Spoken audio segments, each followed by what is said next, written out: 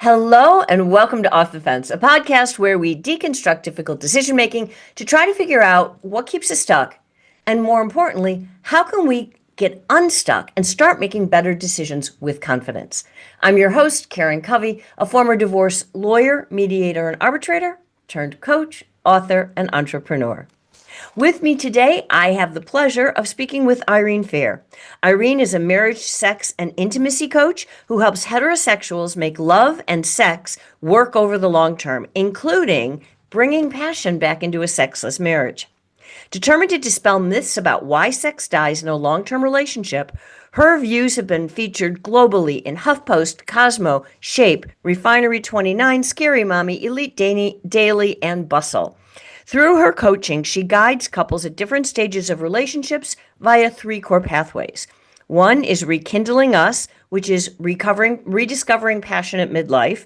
One is Rebuilding Us, transforming a crisis into a connection. And Creating Us, laying a strong foundation for lasting love and sexual intimacy for new couples. Irene is always anchored in the principle of consciously and intentionally choosing us. Irene, welcome to the show. Thank you so much for having me.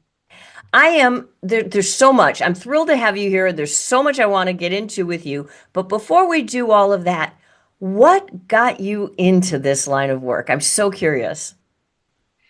Well, you mentioned my focus or the topic that I like to talk about, which is why sex dies in a long-term relationship. And what happened to me is that specifically my interest in sex, my libido completely died in my marriage. And it was extremely distressing. It was confusing. It was alienating in the sense that I felt so alone and broken because because it was my sexual desire. I felt very responsible for our entire sex life. And we had a very classic dynamic in the beginning. Sex was hot, there was a lot of it. We were excited. But then again, at some point, my sexual desire went away and our sex life completely imploded. And at the time, we didn't know what to do about it. I couldn't really vulnerably speak about it. My husband couldn't really be there for me in the way that I needed, which I also didn't know how to say, how to express what I needed. We really uh, pulled away from each other without knowing how to deal with something like this.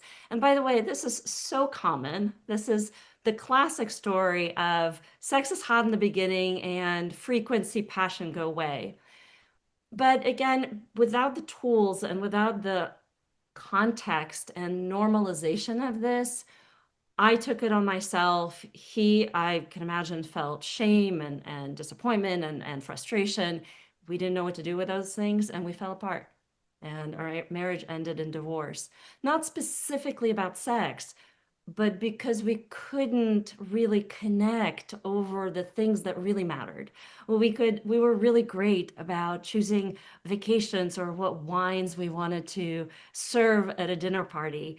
But when it came to opening up our hearts or being vulnerable about our fears or what was not working, no clue. And so, when I speak to sex dying in a long-term relationship, it's a natural part of the evolution. And when sex dies, it's really, it challenges us to understand ourselves, to build our awareness, to learn how to connect with each other over disappointments or frustrations. We failed that test. And what's on the other side is for couples when they get to this place is to realize, wait a second, that end means we can actually create something stronger based on that self-awareness, based on our understanding of ourselves, of our ability to play with something so challenging. Again, we failed that. It was Oh, the end of our marriage. But it was also a beginning for me then to really start to, well, first of all, I'm going too fast.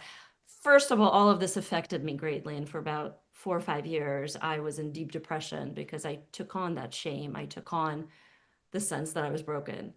But at some point, I realized, wait a second, something is really off here. And I need to understand how to fix myself, but really it put me on a path of understanding myself, growing myself, and then ultimately learning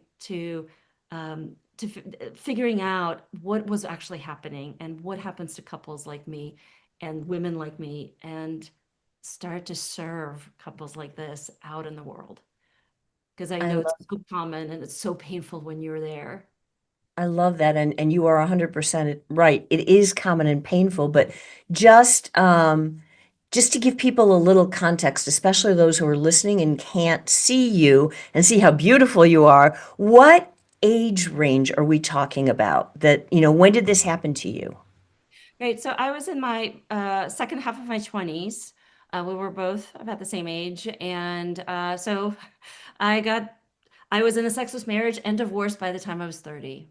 Wow. So, all right, I want to address a myth, or maybe it's not a myth, maybe it's true. What most people think is that when you get to midlife-ish, right, that's all she wrote for sex.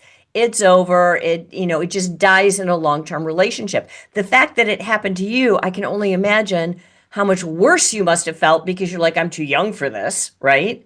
Absolutely. But does it always happen? Does it have to happen? And if so, when does it happen? So couple of things. This idea of sex in a long-term relationship based on mutual love, affection, and passion is a really new thing. It goes back to about 125 years, at the time when Freud and Carl Jung were creating this idea of self-analysis, meaning understanding yourself. And at the same time, there was a romanticism happening, this idea that our feelings and emotions are really powerful. But 150 years is very young. I mean, really, that is nothing in the spectrum of how we have developed as human beings and how sex was used, which was for procreation and for safety. If I'm having sex with my partner, they belong to me or I belong to them. And here we're trying to create a relationship based on, again, mutual feelings, mutual desire, mutual love, and to make sex work together with that. And we're really not equipped to do that. And so that's why, again, I speak to this idea that sex is supposed to die in a relationship, because we're not equipped to really uh, make sex meet our emotional needs, for that, again, that mutuality. We need to learn the skills. And most couples don't know themselves enough, even if they're in their 30s and 40s. They don't know themselves enough. They don't know how to cope with difficult situations such as frustration or disappointment that their partner doesn't want the same thing as they do. And so everyone, pretty much everyone hits this point where the initial hotness, passion dies out, and there's this junction of what do we do? Do we Mm-hmm. make the conclusion that we're not compatible, or that one of us is broken and that's just too bad, it doesn't work, or we choose to learn about ourselves and each other and learn these tools. And um, the severity of this junction point will differ. For some people, they hit this, they're frustrated, they're unhappy, they're disappointed, and they're okay. And for others, it can absolutely create divorce. It can absolutely create years of fighting each other in conflict and crisis. And that's, Let me interrupt for a second. When you say they hit this point but they're okay, does that mean they're okay because they just don't ever have sex anymore and they're both okay with it? Or they're okay because they find a way to reconnect and have better sex again? great question. So both of those, actually, a lot of couples hit that point and they really believe that they're just not compatible, and that they can't really get to the place where they want to be. And so yes, they give up on sex. They become roommates. Sex becomes too fraught with anxiety and worries, and they give up on that, and they coexist as partners. Certainly, they may love each other very much, but that there is no romantic relationship. There's also when couples are okay with this, they may, for example, open up the marriage and say, okay, we're not compatible. One of us is going to get that somewhere else. And I think that that idea has really taken hold in the last decade or so. This idea that um, our partners can't be everything for us. And so it's okay to open the marriage. Now, that's certainly true, but a lot of the times that's applied when the couple just simply doesn't know how to connect to each other in this new way that their sex life is calling them to do. So a lot of couples open up the relationship for lack of other solutions, other ways of working through it. I'm curious, is that cultural? Because I know that in some cultures, having, a lover on the side is kind of normal. In others, it's absolutely taboo. Like, in the United States, for the most part, most people think, okay, you're my husband or my wife, you're having sex with somebody else, we're done, right? But I know that's not true all over the world. So can you speak to that a little bit? Absolutely. So in Europe, in different places within Europe, which is where I live, that's very common. And part of it is coming from this place of normalizing the idea that you can have an open relationship and that it's not necessarily talked about, but it's also not taboo. So that's the positive aspect of it. But some of the negative aspect of this comes from deep cynicism that we can make it work. And it comes from this place when sex dies in a long-term relationship, again, the couple decides, well, that's it. There's nothing more here for us romantically or sexually. Let's agree to stay together for the love, for the children, for the common family goals, financial goals. But this, again, this deep cynicism is there about making the romantic part work and kind of growing past this challenge. And that's why having a lover is more accepted here, which is unfortunate again, because I think that cynicism is unwarranted. It's not a matter of is it possible or not, but do we have the tools to do it? Well, let's talk about that. What are the tools that a couple needs when they hit that point, if they hit that point in the relationship where sex is just not what it used to be, so to speak, and they're unhappy with that? What do they do?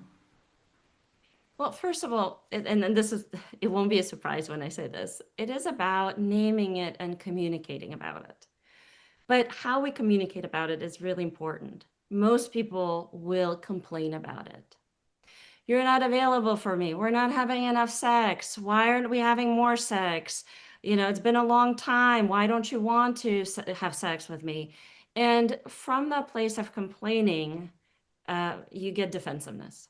No one likes to be in the receiving side of complaining. And so that kicks couples off on the wrong foot.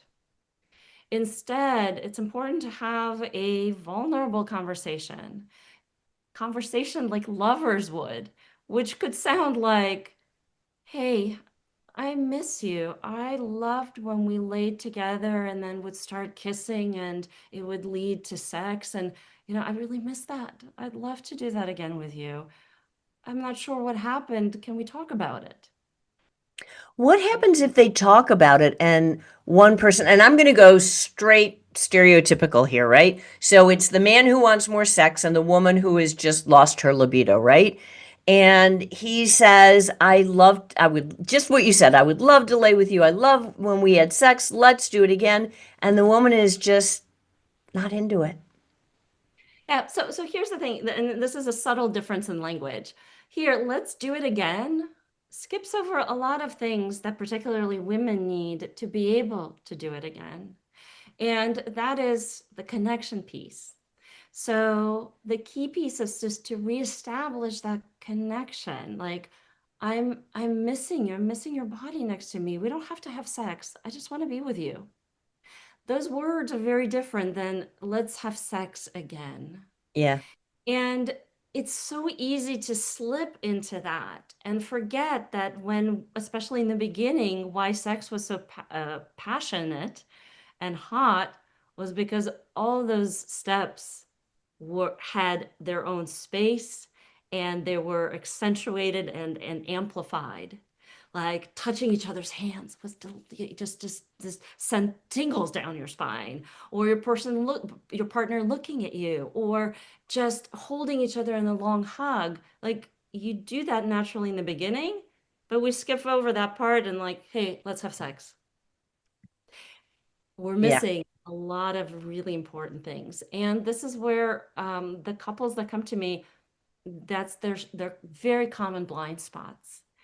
And once you just talk about having sex, having sex, they can't get out of that. That's a like a broken record. And they really are blind to these things that they also have used to do and don't do anymore, and how impactful they are.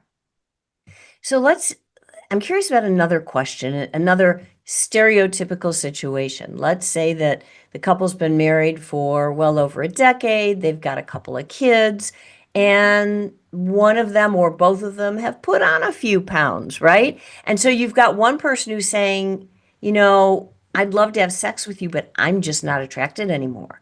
How do you deal with that? Mm. Well, that's very, very common scenario for most people who age, which is pretty much all of Everybody. us. But there's also something else that may be at play here. So when we're in love with someone, we will love them even if they look and act like a goat. I think there's an actual lyrical or poetic way of saying that. But the point is, when we're in love, we see someone for we see them as beautiful despite their flaws. Mm-hmm. And more so than just in love, when we're really connected to them, when we have our hearts open, when we're met, when we're seen, when we get to see and meet our partners, again, that's where this whole being in love, really what that looks like. So when we are in that state, these things don't really matter as much because the connection is strong. But what happens, like you said, life took over, there's the kids, we're managing our lives and stuff. Naturally, the disconnect will happen. We will lose that connection. And these flaws start to show up as much more prominent than before. And they become kind of excuses. Like, I don't feel connected to my partner, and all I see is that they got, bigger and fatter.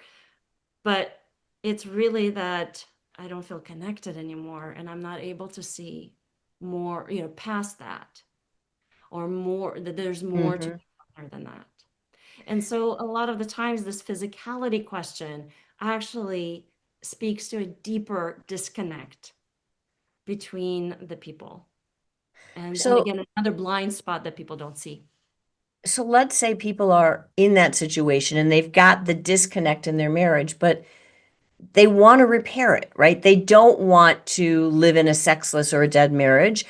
and they don't want a divorce. How can they start to reconnect, for lack of a better word?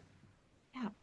And this is my area of expertise, this reconnection. So as you brought up in the beginning, it's either rekindling us at midlife or rebuilding us when we have kind of hit that crisis point where this is so frustrating and unbearable that we're kind of spiraling down or spiraling out.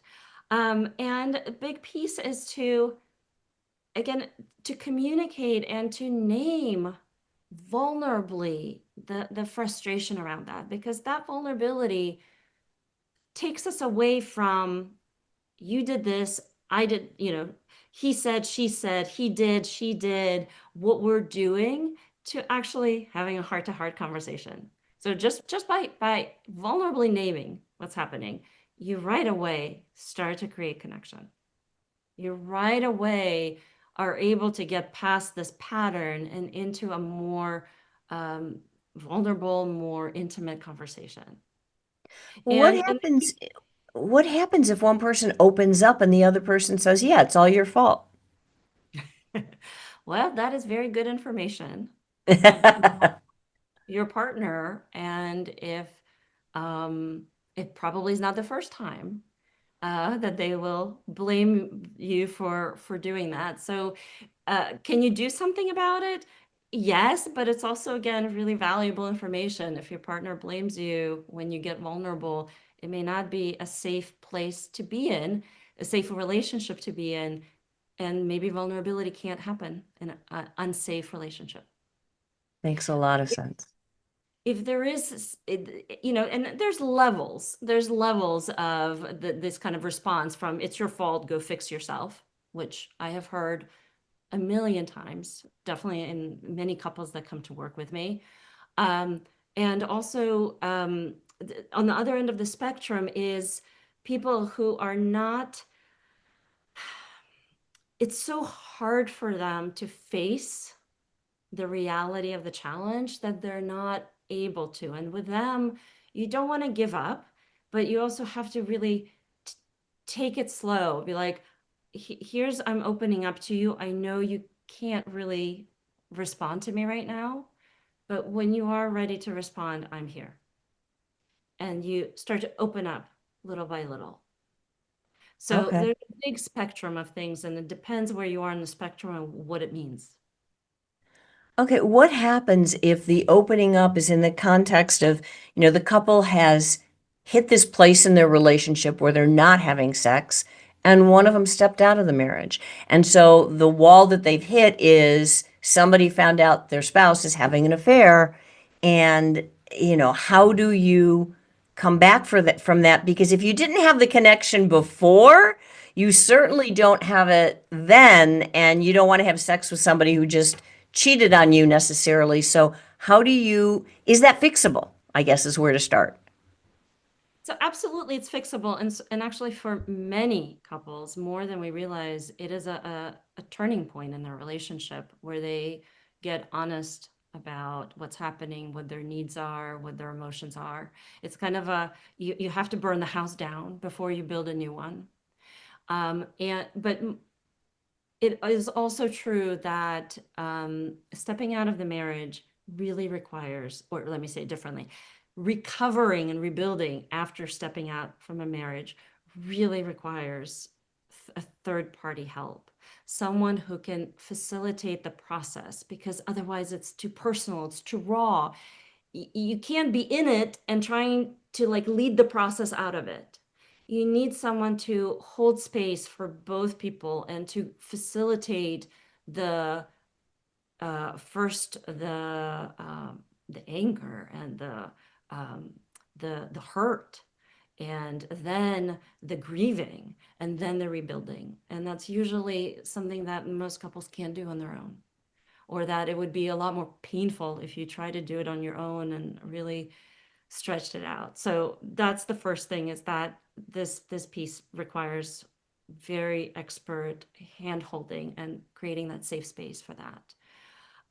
The second thing is, is it possible to rebuild? Again, yes, but it also depends on um, the self-awareness of the people involved and the ability to drop into those vulnerable places and to make admissions, and to own what has happened, and to really, again, to bare your soul through this. um, and on both sides, the person who was cheated on, they have a tremendous amount of pain, and a lot of people are not they're not equipped to open that and show that. But that's part of the healing. And of course, the person who stepped out, for them to take responsibility for what happened. So again, it takes a certain level of emotional intelligence and that emotional maturity. Well, what if, whether a relationship is in the stage of somebody cheated or it's just the relationship, sex has died, right? And it's become more of a roommate situation than anything else.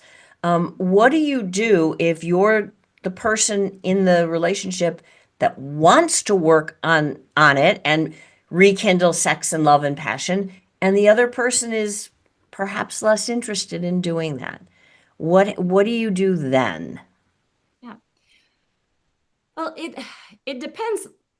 how this actually plays out, because it's rare that, um, I mean, it happens, of course, but it's rare when we really pour our hearts out and we're vulnerable and our partner just turns away and says, no, I don't want to work on that. This problem, a lot of the times, is a result of actually making three very big mistakes when we talk about working on our sex life. So I want to Okay. go through them because I think most people will really relate to them. And again, if our come from is these three mistakes, it's almost invariable that our partner is not going to want to work on them. Okay, so it's almost like Okay. so very important stuff. And again, most people will recognize themselves. I certainly made these mistakes as well. And the first mistake is that we make a very generic and personal conclusion about the relationship. Hey, babe, our sex life is not working. We should get help. Okay. Right? So what's wrong with this is that you're coming from this place, this kind of like superior analytical perspective of having judged the entire relationship as not working and speaking for both of you, right? And this will be triggering. It has, first of all, it has the personal factor of a business meeting when someone says, I've looked at the numbers and this quarterly report, and it's just not working. Like it's not particularly motivating. No, but what if it's true? It is true. But again, here's the thing. If you want to rekindle your relationship as being lovers, you got to speak in lover speak. So instead, hey, it's not working, we need help. It could be something like, I feel so lonely and I miss you. And I know you haven't been wanting or available to do this. There's a part of me that understands why you've been busy working, whatever. But there's a part of me that's so sad.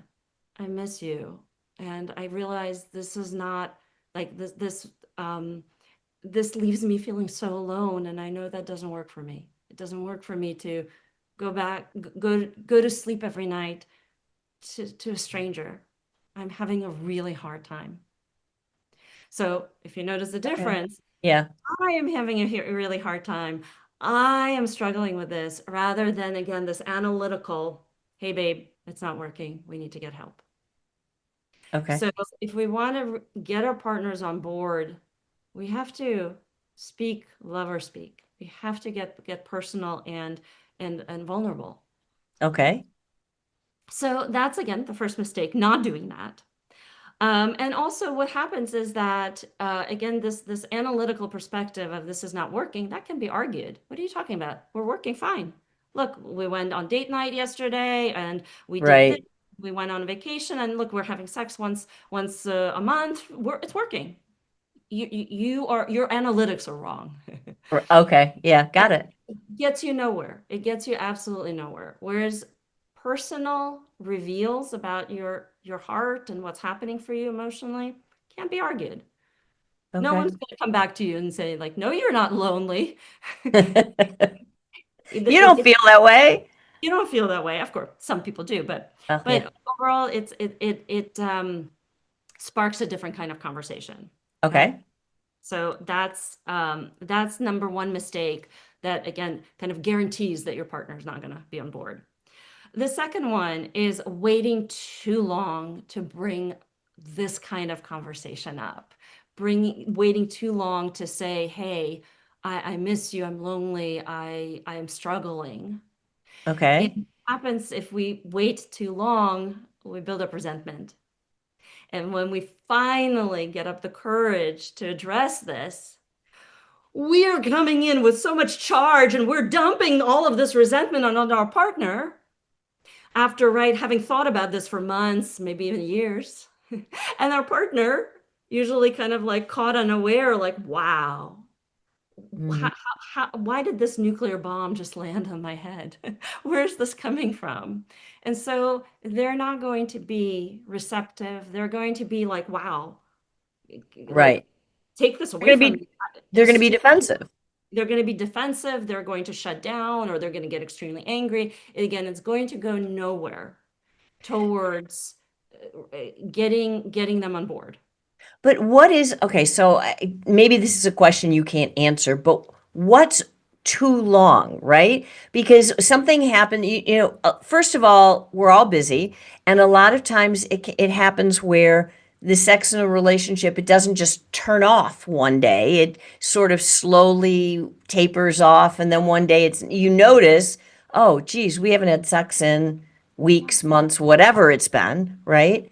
And then at that point, once you realize it, you become more aware of it and you see it more often.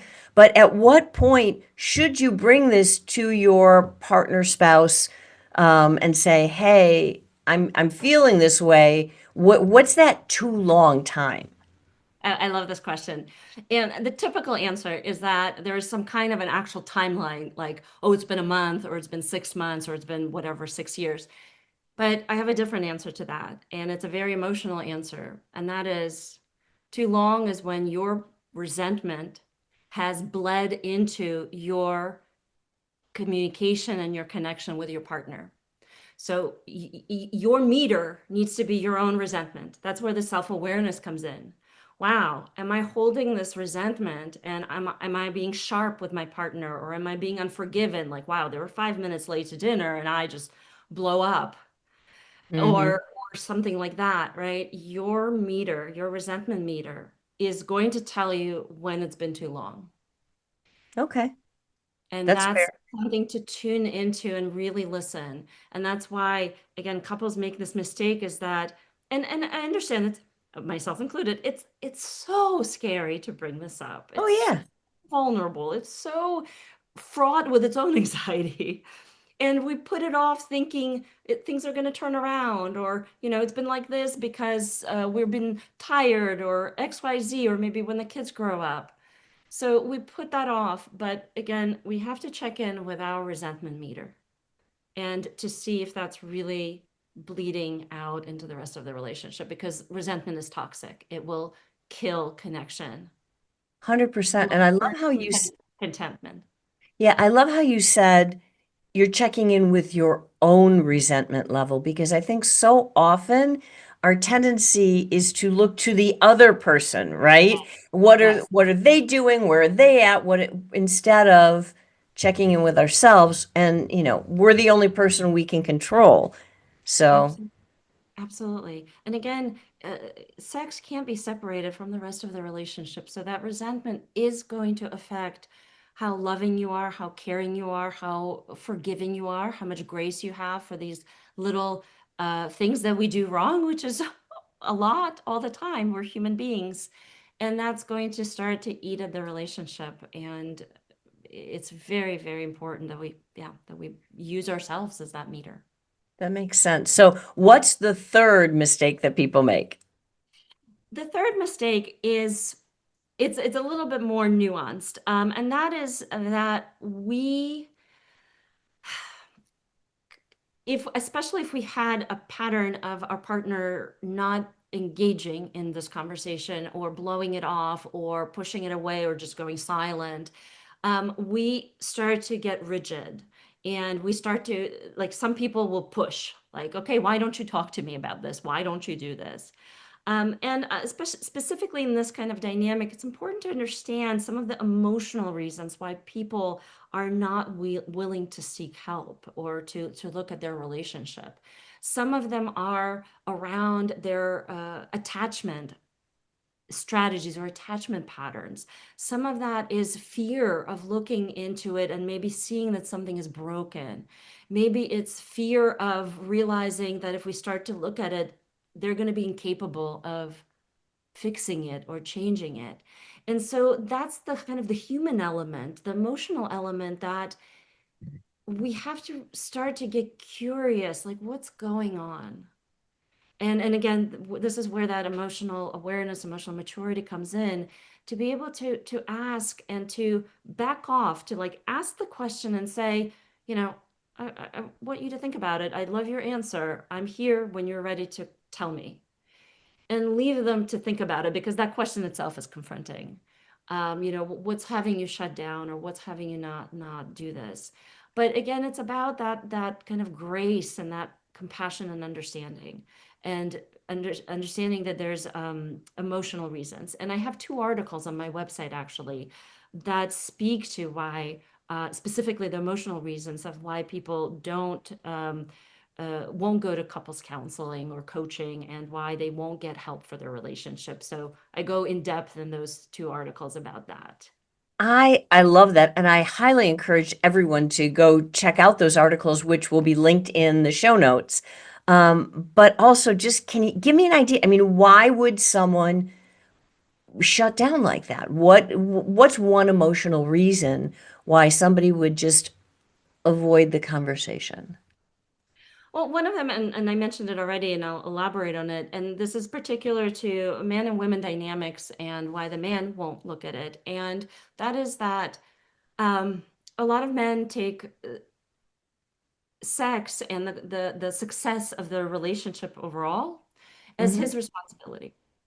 He's responsible for the success of it. And so when his partner comes to him and says, even vulnerably, hey, this is not working for me. This is really hard. I'm struggling. I feel alone. That the shame that they feel as having failed at their relationship, at their sex life, their relationship, everything is so great. And shame contracts us. Shame is the opposite of making space to do something new and to grow. Shame contracts us, it pulls us back, it shuts us down.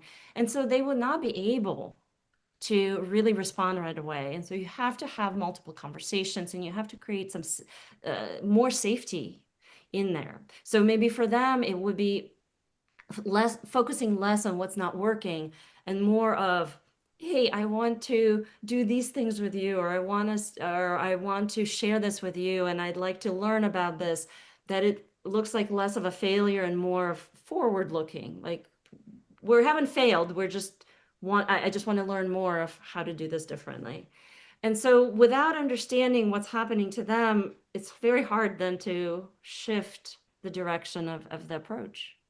Yeah, and again, as you're talking, I'm thinking to myself, this just seems like an area where getting professional help would make such a big difference, because all of the things that you're talking about are so vulnerable. They're so raw that I could just hear in a situation somebody says, I feel alone, the other person starts to feel shame, and then one triggers the other, and all of a sudden you're going down a path you didn't want to go down, right? You're not fixing things, you're breaking them more.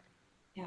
And what I do with my couples is that exact same situation that you're describing, but facilitating in such a way that they actually feel compassion towards each other, that they open up, that they may cry together, that they start to see that they're both struggling. And then that creates connection. When there's shame, we're both struggling is separates couples.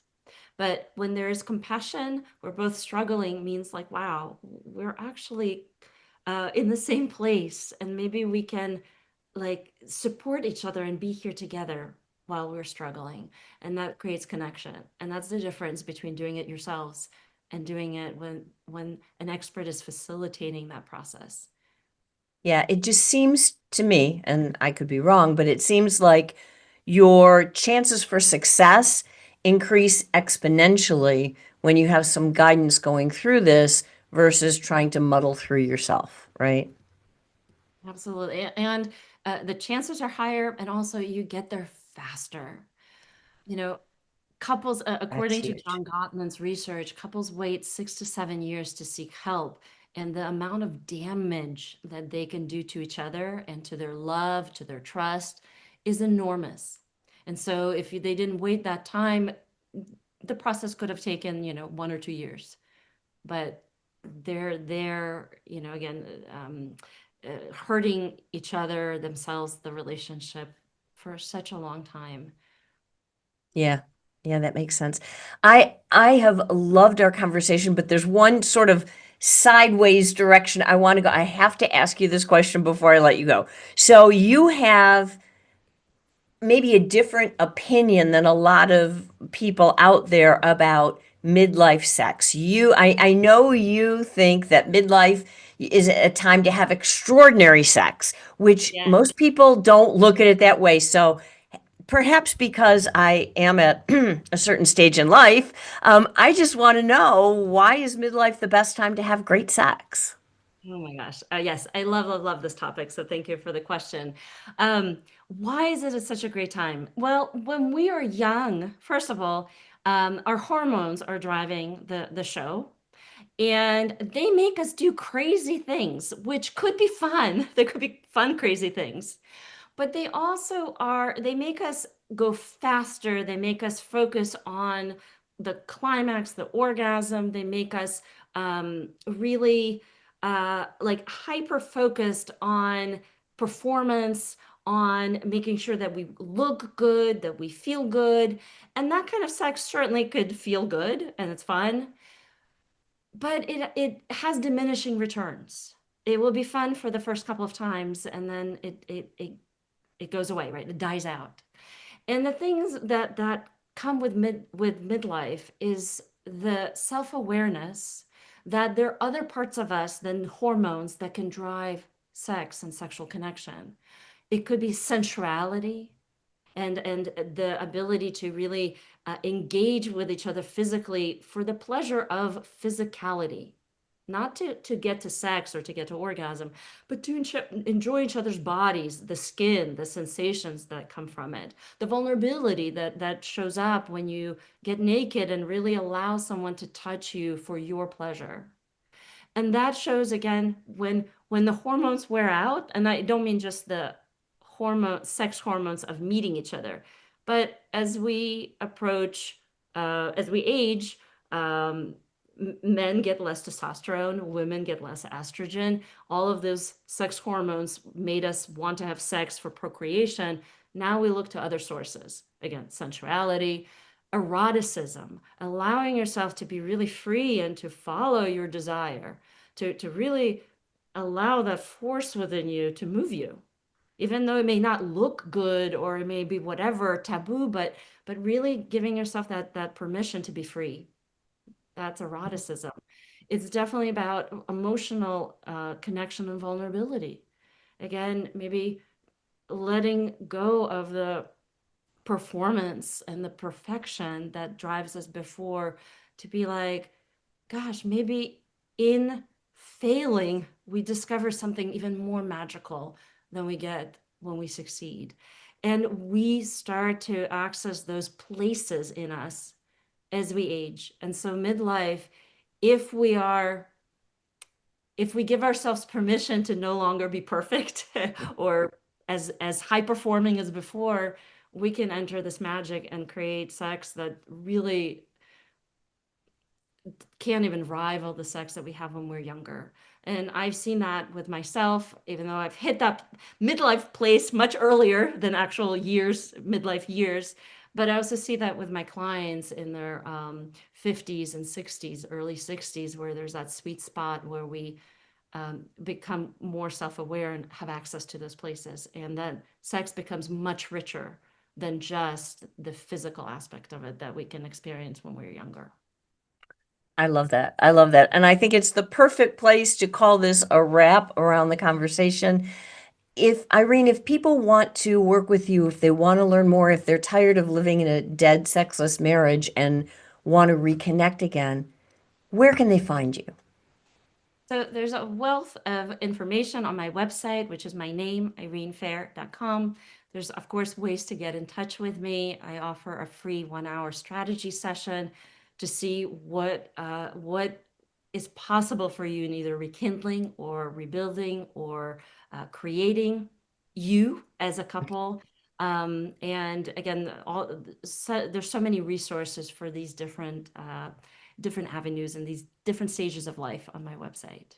I love that. And I really encourage everyone who's listening out there, I encourage you to go to Irene's website, and it's Fehr, Fehr, Irene Fehr, and check out all of the things that she has. Irene, thank you so much for talking about what is often a taboo topic and, bringing so much wisdom to our audience.